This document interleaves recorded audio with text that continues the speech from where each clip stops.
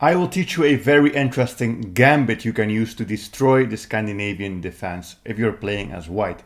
So we're going to take a look at this with e4, d5, the Scandinavian defense, and we will be taking a look at the variations in which after we take this pawn, of course black will recapture with the queen, and then we will play knight to c3 attacking the queen. Here of course there are multiple ways of playing the Scandinavian: queen e8, queen d6, queen a5. But the main most played variation is queen a5, so that's what we will be taking a look at, and I will show you some very interesting traps you can play against queen a5. At the end of the video I will also show you an insane queen trap you can actually do if they go queen to a5.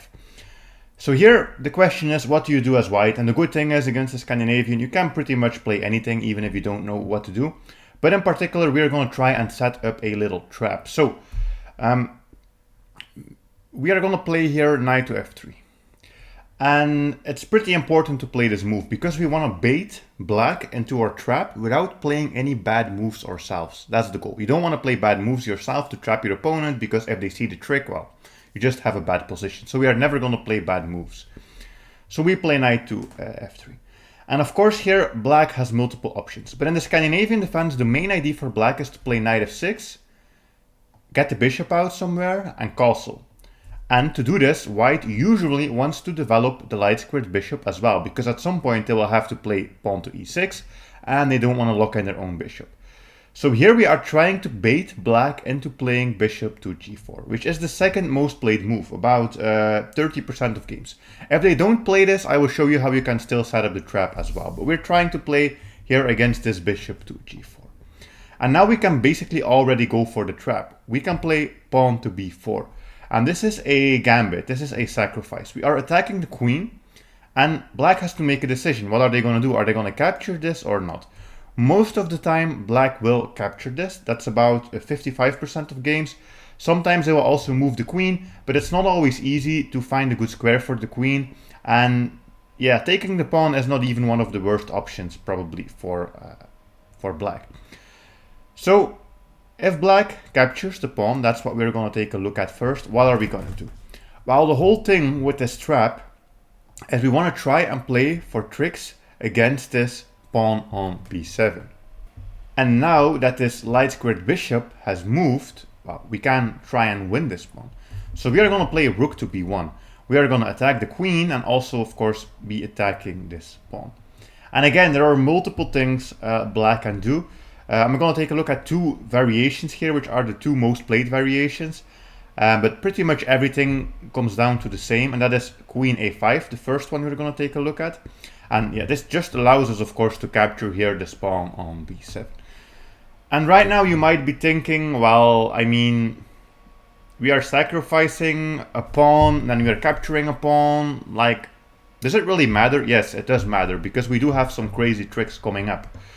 So black most likely plays something like knight f6, right? But if they do this, they are immediately lost. And if you want to find this yourself, you should actually pause the video and see if you can find the trap you can set up here. So the trap is to play your rook to b5. And we basically win the queen, because we are attacking the queen.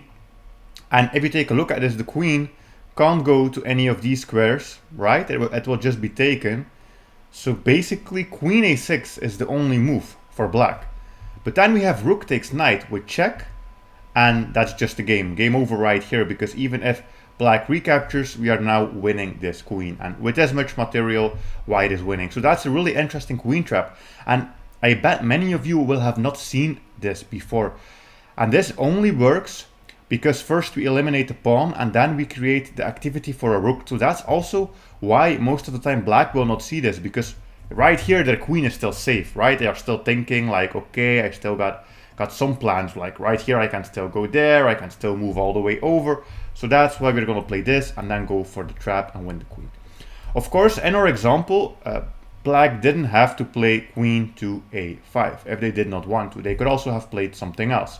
A really common other move is also queen to d6. And there's a different tactic you need to know here, and that is capturing with the rook on b7. That's still the best move. And then just one funny thing I wanted to show you is that the most played move here by black is actually queen c6. And queen c6 just runs into bishop b5, pinning the queen to the king. So I don't know what's up with these black players, but you don't want to play queen c6 in this position. If you think I'm just going to play something normal, right? Something like knight f6, the second most played move in this variation, you are still completely losing because of knight b5. Knight b5 attacks the queen, knight b5 attacks the pawn. Queen's got to go. Like, where's the queen gonna go? You don't really have many good squares. Let's say they go here, try and attack the rook. You basically just take here with the rook on c7, and that's a pretty amazing line because rook takes, attacks the queen cannot capture the knight is protected, so basically, yeah, the queen has to go somewhere. Where are you gonna go? You don't really have a lot of good options, and still black is in a lot of trouble here. And white can win basically with any move you want to play, but most interesting is probably to activate your queen as well. It's also possible for black to go wrong quickly, like let's say black just goes back, right? You just take here with check, and then you also win material. So you basically win material on every single line here. Your opponent will not always immediately fall for this trap. So let's say e4, d5, we play this variation again. And then here our opponent plays knight to f6. And remember, our trap activates only once the bishop has moved. If the bishop doesn't move, we are not going to go for this b4 trap. So here, black plays knight to f6. And now it's up to white to do something. And there are basically multiple variations. I will show you a very nice queen trap that you can play at the end. But here, as white, we're going to play bishop e2. And this is such a normal move. We just play bishop e2 and we plan to castle. Everything is normal. We can still play d4 later, go for a pretty normal position. But the thing is, we again try to bait bishop to g4, which instantly loses the game for black. Because of b4, and if they take, you can play rook to b1, and then they have to move the queen. Again, multiple moves for the queen, but let's just say queen a5, we take this, and then this is pretty much, yeah, the same as we have seen before. If they move, we have rook b5, and this is winning the game. So this tactic works even if black plays a different move order. For example, knight f6 first. If you are a little bit patient and you play something like queen e2, don't just throw this around if the black bishop is still, the light squared bishop is still guarding here this pawn on b7. There are also other situations which you need to know if you want to play this, and that is just again queen a5. We're going to play this, like for example, if black plays something like bishop f5.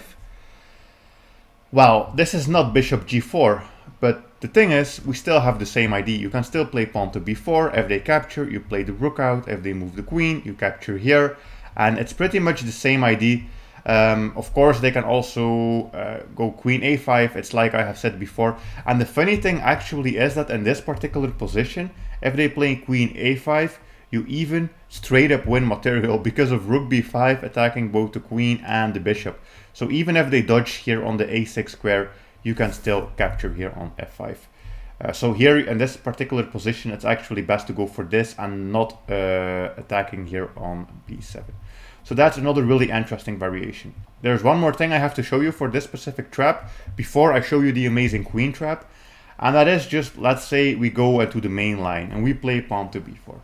You might have been thinking throughout this entire video, but what if black just doesn't capture? What if black just moves the queen? Well, I think that's a good argument. The first question I would ask you is, where are they going to move the queen? Because of course, like all of these squares are not really possible. So yeah, not really that many choices for black to play. If you take a look at this, there's not much. I think maybe queen queen b6, queen f5, and queen h5 are the plan. But the thing is, it doesn't really matter. If they don't go for the trap, for example, this, we are just going to play a safe move. Like for example, bishop here, everything is protected, and still white has the superior position because we have some space on the queen side here. We have a little bit of extra space, and let's just make a move for black. For example, moving the knight, we castle, e6, and this is just a really pleasant position for white. You can often go for an early attack here with the knight, trying to win this pawn because, well, all of the black defenders are tied up here on the king side. Even if black tries to defend this, you can even expand a little bit more with a move like a4. Even giving away this pawn, it doesn't matter. We always want to play for the activity so that we can play rook to b1 and keep crushing black. I won't show you all of these variations just because there are so many of them, but that's just what I wanted to show you, that if they play queen h5, you still have an amazing position. If they play queen b6, it's pretty much the same idea as well. You can just play normal moves. You can play bishop e2, you can castle. Against this, you can also play the really interesting move knight to d5, guarding, attacking this, and oops, also attacking this. Probably this will lead to queen e6, dropping back with the knight, but this is still fine. Like the queens is just jumbled up, blocking all of the development for black. We still have some space on the queen side. We can still do normal development here with the bishop and castle. So that's also fine. And then before we go into the queen trap, one more line, and that is what if they play queen to f5, which actually the engine likes the most. Again, you can just play bishop e2, let's just say knight f6, you can castle e6. In many lines I do like the move h3 because, well, this is also a bit annoying for black to face with as well. Like, they always have a little bit of weakness here, and we always have a pretty simple plan. We can just play rook b1, we can try and push on the queen side, we can try to be annoying, and it's easy to play these kinds of positions as white. And now I will show you something else that's pretty devastating. So e4 d5, this is an amazing queen trap, queen to a5, and here we are going to play pawn to d4. And the main thing I wanted to show you here is that there are also other traps in the position.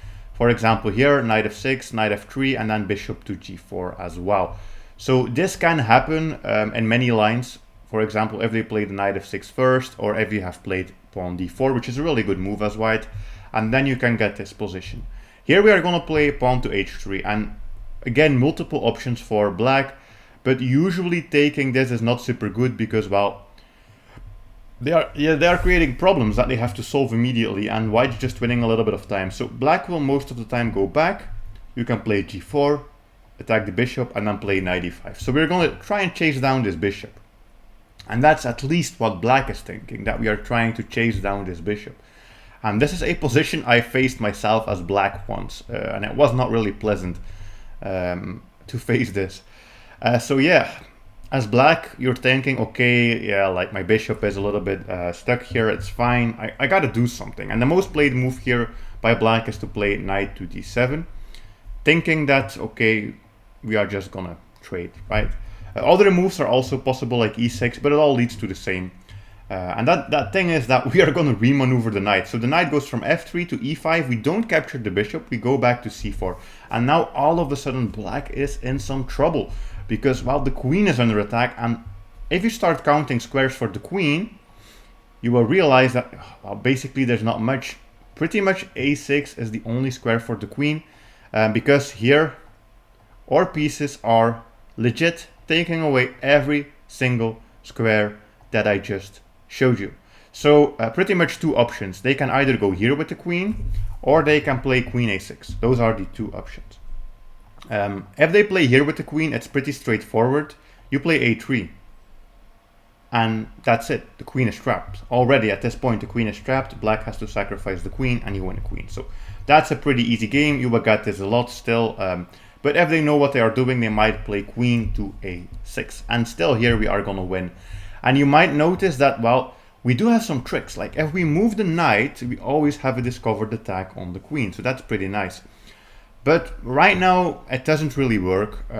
Because let's just say we move the knight. Well, the queen's just going to, oops, not here. The queen's going to drop back to this square, for example, because the knight left its post.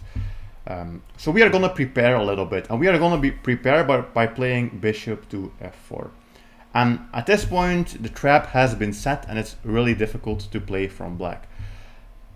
Black can do a multitude of things. One of the popular moves here in this position is to just castle, which leads to knight d6, check, discovered attack on the queen, and most likely you are going to get this variation where you get a queen in exchange for two of your pieces.